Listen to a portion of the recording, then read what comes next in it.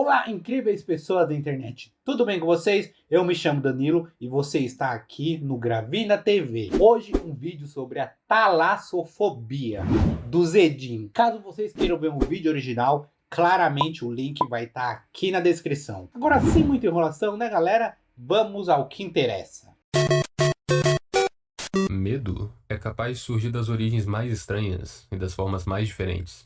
Era verão de 2001 e foi minha primeira vez indo numa praia. Facilmente o que me chamou mais atenção foi o mar. E é claro que a esse ponto Nossa, eu nem me lembro a primeira vez que eu fui numa praia. Mas claramente eu devia ter 6, 7 anos. Não sei.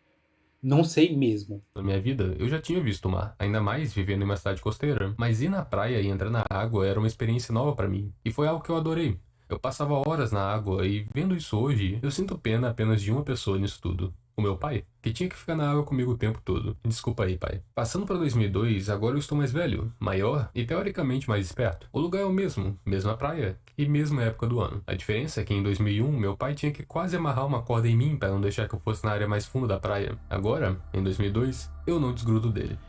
Galera, o mar é perigoso. Eu conheço. Eu tenho um conhecido meu que ele foi pro mar e o mar não é bondoso e não vai deixar você fazer o que quiser. Ele foi.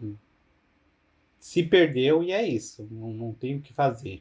Eu era o melhor nadador e eu tinha medo de uma corrente me levar para uma área mais funda e eu não consegui voltar. Quando eu pisava na areia e sentia algo duro, eu pensava que era um caranguejo que iria rasgar meu pé. E é claro que eu nunca pensava que era um caranguejo pequeno. A minha cabeça sempre me fazia imaginar o maior caranguejo possível. Sendo que no final de tudo, eu só tinha pisado numa concha mesmo. Mas o pior de todos era quando passava uma alga na minha perna. Que na minha cabeça, eu imaginava que no lugar dessa alga, era esse bicho aí. Mas então, querido espectador, sabe o que mudou nesse um ano para me fazer ter tanto medo do mar? Eu assisti escondido o filme do Tubarão de 1975. Muita gente assistiu Escondida. E muita gente foi impactado por esse filme também.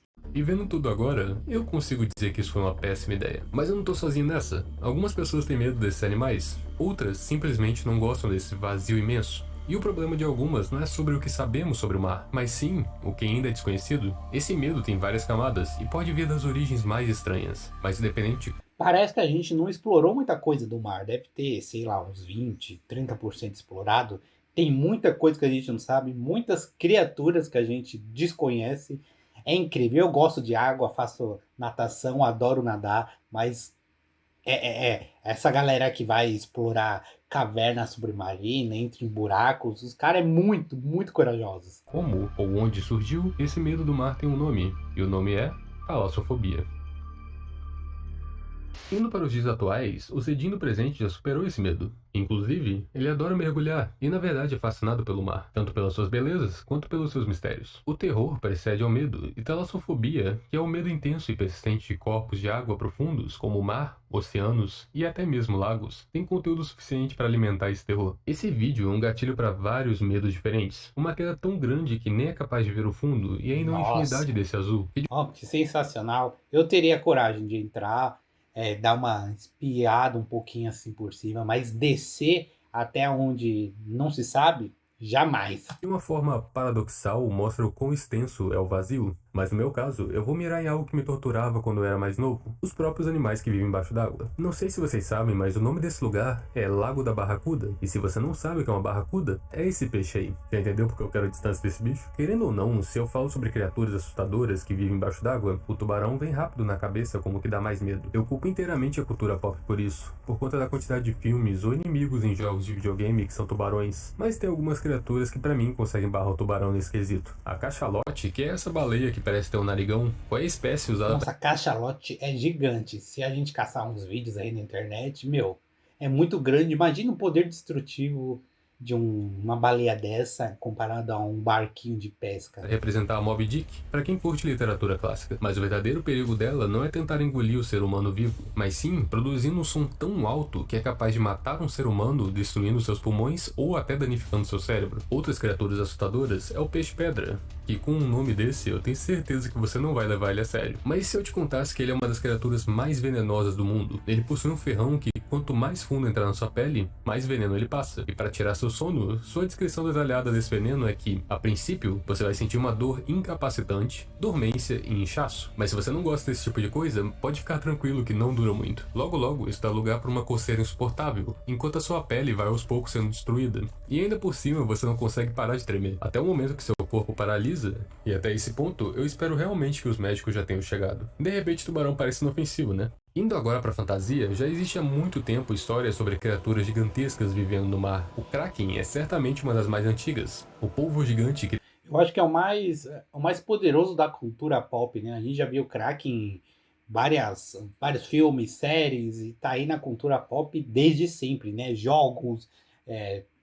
Jogos de carta, tabuleiros e assim vai. tem a capacidade de destruir navios inteiros com facilidade. Mas vindo para os dias atuais, eu tenho que falar novamente de um tubarão, e é o Megalodon. Para falar que ele não é totalmente fantástico. Recentemente, eu parei pra pensar, né? Tem bastante filmes, se você der uma pesquisada, bastante filmes de Megalodon, tubarões gigantes. Pelo menos que eu me lembre, tem uns 2 ou 3 feitos, sei lá, nos últimos 5 anos. É bastante, hein? Não sei. Parece que a cultura pop tá trazendo de volta essa coisa de explorar o mar e o oceano. Esse tubarão realmente existiu, há 3 milhões de anos atrás. Mas ainda existem teorias de que existe um sobrevivente dessa espécie habitando o mar até hoje. Um jogo que fez uma boa interpretação desses dois leviatãs foi Sea of Thieves. Se você curte jogo de pirata, de mundo aberto, jogador contra jogador, pode ser um jogo legal pra você. Apesar de que na época que eu joguei a progressão era bem fraquinha, focando apenas em cosméticos. Eu não costumo falar Hoje tá bem melhor o jogo. Pra quem gosta, eu acho que vale a pena entrar, montar uma party com os amigos e jogar. Hoje tá compensando. muito sobre esse tema. E vai sair um jogo também é Bones alguma coisa, né? Que é um jogo de pirataria, que a gente controla barcos piratas, que é focado naquela mecânica. Quem é fã de Assassin's Kleber sabe o que eu tô falando. Eu acho que no terceiro ou quarto jogo a gente joga com piratas. Então eles pegaram toda essa parte da pirataria, lutas no mar, e vão transformar em um jogo à parte a Ubisoft. Mas, querendo ou não, a Fundação SCP possui alguns monstros aquáticos bem interessantes. É claro que eu não vou muito a fundo por falta de conhecimento em cima dessas histórias, mas alguns exemplos interessantes podem ser esse monstro aquático gigantesco, que por questões de segurança ele não pode se mover, que segue bem o design de um Leviatã, algo que parece ser um tipo de coral misturado com a ideia de body horrors, e também tem essa lula alienígena encontrada no fundo do mar. Não, pera aí. Esse último é de verdade. Isso aí é uma Magna Pina, uma lula que tinha sido apelidada de lula alienígena, que tem cerca de 7 a 8 metros de altura. Ela tem uma aparência fantasmagórica e se alimenta de qualquer azarado que acabar encostando nos seus tentáculos. Eu tenho certeza que a pessoa que gravou isso aí não dormiu de noite. Um detalhe interessante é que É assustador. E isso sim é muito assustador. existe muita discussão se já foi encontrado ou não um espécime adulto desse animal. Mas por questão de drama, se esse bicho de 8 metros ainda é um espécime jovem, imagina o tamanho do adulto. De repente o Kraken não é tão fantasioso, né? Outra curiosidade é que esse bicho já foi encontrado nas águas ao norte do Brasil. Mas não se preocupa que a chance de você achar isso na praia é menor do que achar um peixe-pedra. E sendo sincero, eu não sei se isso é bom ou ruim. Mas essa espécie vive nas profundezas do oceano. Para ser mais específico, na zona abissal, que é uma área lotada de criaturinhas bonitinhas e muito agradáveis.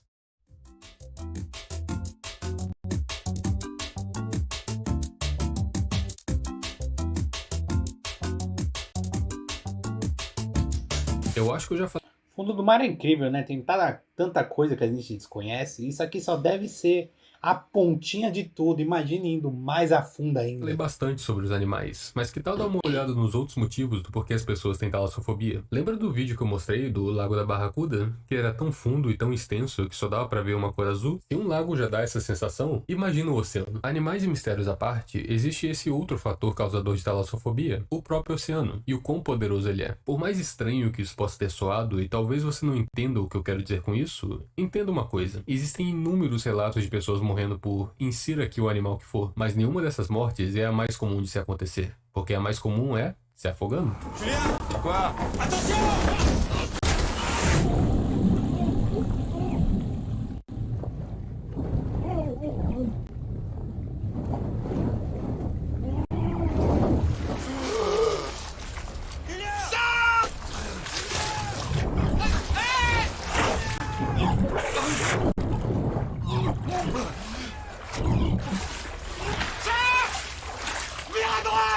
Não, eu acho que morrer afogado deve ser uma Eu acho que talvez uma das piores mortes que pode acontecer com um ser humano, ou até mesmo com algum animal, né? Imagine água entrando nos seus pulmões e você vendo a vida do seu corpo indo embora, você sentindo que tá indo embora. Deve ser assustador.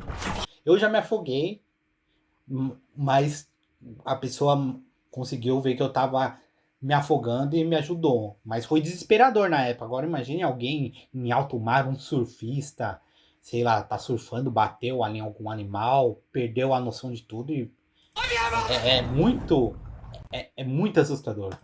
Seja por conta de um acidente, como por exemplo cair na água e ser obrigado a ficar tentando nadar até gastar todas as suas energias, ou talvez você tenha sido puxado por uma corrente e não conseguiu sair da água, ou talvez essa corrente que se formou era um redemoinho e te prendeu no fundo até você sufocar. Eu poderia continuar citando vários infortúnios que poderiam acontecer e acabar com a vida de uma pessoa, mas o importante aqui é ter na cabeça o quanto o ser humano é pequeno comparado com o oceano. Com isso em mente, que tal alguns exemplos? Existem muitos vídeos na internet de navios viajando em mares violentos. Haja coragem e responsabilidade para estar em um Não, lugar desse. eu fico apavorado, porque, meu, é muita loucura. Tem um barquinho ali, que para nossa visão é um barco gigantesco, mas um contexto todo do oceano, o bicho parece um brinquedinho de papel, Nesses meu. momentos. Talvez para alguém que faça esse tipo de Olha viagem isso, com mais galera. frequência, talvez a cena possa ser nada demais. Só que eu não vou negar que ver água entrando no que parece ser o convés principal é bem assustador. Mas o que importa é que se esse vídeo chegou a ser postado, muito provavelmente a pessoa que filmou saiu dessa situação. Mas aí vem o problema. E quantas pessoas que não saíram? Existem vários objetos escondidos nas profundezas do mar. Navios, aviões, helicópteros e até uns objetos bem estranhos. De certa forma, isso começa a invadir um pouco o submecanofobia, que é o medo de objetos criados pelo homem parcialmente ou completamente afundados. Mas eu não quero começar a ficar citando o termo técnico de tudo, que senão eu tô ferrado. Muita gente acaba vendo esses objetos afundados como uma oportunidade para mergulhar e explorar os destroços. Eu tenho que confessar que isso seria algo que eu acharia muito legal, na verdade. Mas ainda assim é algo triste, porque sempre existe a possibilidade de alguém ter perdido a vida em um acidente desse. É até desesperador imaginar a situação de uma pessoa presa em um navio enquanto ele afunda. Na verdade,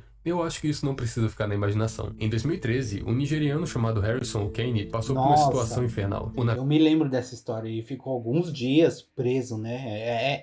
Meu, esse cara ele nasceu de novo. O anjo da guarda dele tava do lado dele, cercando ele, porque, meu, é impressionante. Viu que ele estava, afundou, mas por conta de um pensamento rápido e sorte, Harrison conseguiu encontrar uma área com oxigênio que não estava totalmente cheia d'água, mesmo o navio já estando afundado. Normalmente, em uma situação onde você está se afogando, o tempo para você refletir e pensar sobre como você está morrendo é bem curto, mas para Harrison, isso durou 60 horas, e foi o tempo que ele teve que ficar lá embaixo. 60 horas, meu, imagine. E você não sabe se você vai ter a chance de ver o sol de novo. Porque não sabe se tem pessoas procurando, se tem resgate a caminho. É muito, muito assustador. Quase nenhum alimento até ser resgatado. 60 horas refletindo se alguém realmente iria salvá-lo e tendo que aturar pensamentos sobre o que iria matar ele primeiro. Sufocar naquele lugar quando o ar acabasse, afogar na água ou acabar morrendo de hipotermia. Harrison é um cara sortudo e bem forte para ter saído vivo dessa situação. Mas você já pensou quantos não conseguem? Eu tinha tocado no ponto de explorar objetos afundados e que é algo que eu achava interessante. Mas para fechar o vídeo, veio uma coisa que eu jamais faria e eu começo com uma pergunta. Você já entrou numa caverna?